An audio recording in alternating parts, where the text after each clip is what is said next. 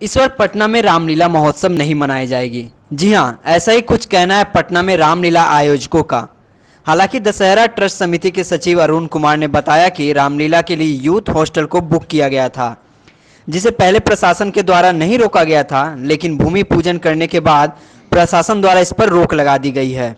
उन्होंने बताया कि पार्किंग और सुरक्षा के दृष्टिकोण से प्रशासन के द्वारा रोक लगाई गई है, जबकि 64 सालों से दशहरा ट्रस्ट समिति की ओर से रामलीला कार्यक्रम का आयोजन किया जाता था, लेकिन इस बार रामलीला के आयोजन न होने से रावण वध पर भी ग्रहण लगता नजर आ रहा है।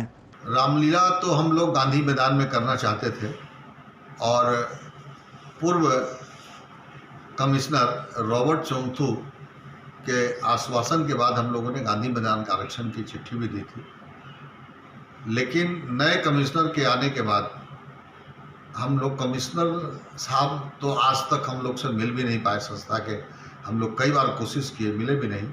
बाद में हम लोग जिलाधिकारी को इस संबंध में जानकारी दी तो जिलाधिकारी ने मिल के कहा, उन्होंने हमारे अध्यक्ष कमल नोपानी और हम दोनों मिलने गए थे, तो जिलाधिकारी ने कहा कि वहाँ कानून व्यवस्था के दृष्टिकोण से हम रामलीला आप लोग गांधी मैदान में करने की इजाज़त नहीं देंगे।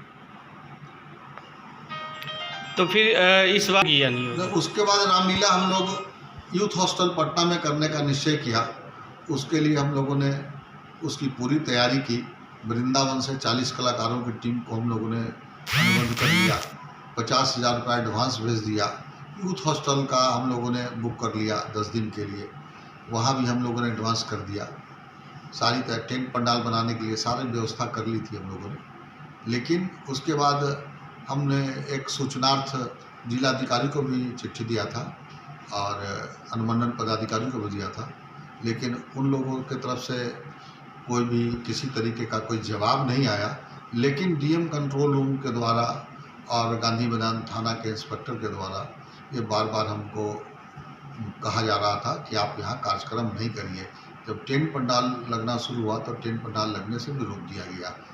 तो हम लोग आज कमेटी की बैठक थी, हम लोग की कमेटी की बैठक में सर्वसम्मति से निर्णय लिया गया कि प्रशासन, जिला प्रशासन के इस अवरोध के बाद अब हम लोग किसी भी स्तर पर रामलीला नहीं कर पाएंगे और हम लोग रामलीला नहीं करेंगे। रावण दफन होगा या नहीं?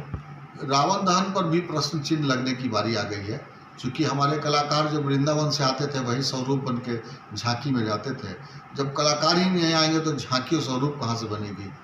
अब हम लोग प्रोफेशनल आदमी को लेके आकर के किसी खाना पूरी तो नहीं ना करेंगे, और इसलिए अब हम लोग के पूरी कमेटी इस बात को सोचने पर मजबूर हो रही है कि रावण वध करें कि नहीं करें। देखिए, हमारा काम ये एक समाज को जगाने का काम था।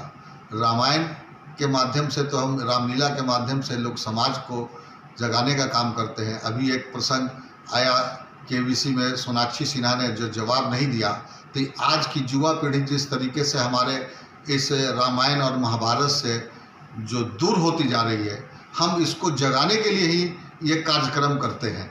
और यही इसके बाद भी अगर ये सब नहीं मिलता है, दुर्भाग्य है हमारे राज्य का, हमारे इस देश का।